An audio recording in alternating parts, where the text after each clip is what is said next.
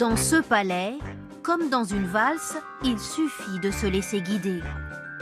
Un fantôme a pris place au piano pour accompagner un danseur de claquettes.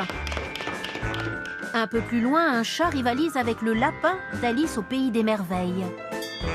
C'est un monde où les grandes personnes retournent en enfance.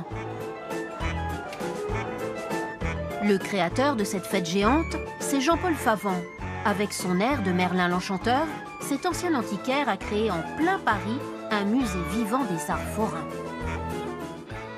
Je cherche toujours à multiplier ces instants d'éternité chez moi en poussant toujours plus haut, plus loin possible, la rêverie, et éveillée bien sûr, et la rupture avec ce quotidien. Pour les visiteurs, c'est l'exploration d'un univers féerique, objets de foire, de magie, des vestiges tout droit sortis du 19e siècle, comme cet orgue mécanique. Il existait des orgues de rue, des orgues de barbarie, des orgues de manège, des orgues à danser, des orgues de café, voilà, toutes sortes de catégories. Sur ce manège à vélo, les mollets sont mis à rude épreuve. Avec la célérité, bon, la fulgurance. Son record de vitesse, 70 km/h. Il a parcouru 2 fois le tour de la Terre et le mécanisme est d'époque, comme le maître des lieux. Vous savez, j'arrive de très loin, je suis d'une autre époque, comme vous pouvez le voir. Je suis à peu près de l'époque de la naissance de ce manège, c'est-à-dire il y a 120 ans. C'est aussi une invitation au voyage. Après l'Inde, nous faisons une petite halte en Italie. Incroyable, nous nous retrouvons dans un palais vénitien. Tout évoque ici la Sérénissime, le pont du Rialto, les voyages de Marco Polo. Et dans cette gondole, nous partons en promenade sur les canaux.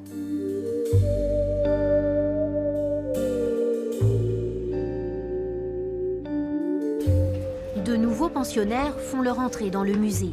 Ces chevaux de bois font partie d'un carrousel géant de 30 tonnes. Ils sont la dernière folie de Jean-Paul Favant.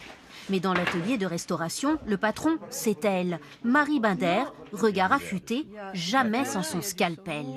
Je commence à avoir les couches internes, c'est-à-dire les couches les plus anciennes. Ça te guide pour savoir si tu es proche de la dernière, quoi. Elle redonne vie à des objets qu'elle considère comme des œuvres d'art. Pour moi, c'est de l'archéologie foraine. Parfois, avec Monsieur Favant, on s'amuse à prendre un objet et à dire tiens, bon voilà, qu'est-ce que tu en penses? Et on dit ouh, mais il y a quelque chose là-dessous. Il y a quelque chose là-dessous. Et alors, on va chercher un scalpel, on commence à gratter, et puis on merveille. Une fois rénové, voilà à quoi pourrait ressembler ce carrousel. Direction la réserve où reposent 70% des collections. Notre guide a grandi au milieu de ce capharnaüm, pour elle peuplé d'animaux bien vivants. Ce lama est sorti récemment de nos ateliers de restauration et ce qui est exceptionnel, c'est qu'il a été tellement recouvert de couches de peinture qu'il avait perdu son pelage. On ne voyait pas du tout la sculpture et aujourd'hui, il a retrouvé ses poils. Clémentine Favant nous réserve un petit tour maison.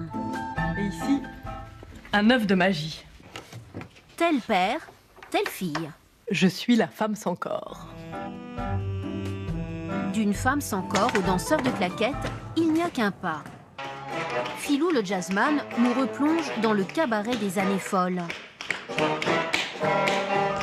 Ce musée extraordinaire convie le visiteur à s'immerger dans l'ambiance des fêtes foraines du 19e et du début du 20e siècle.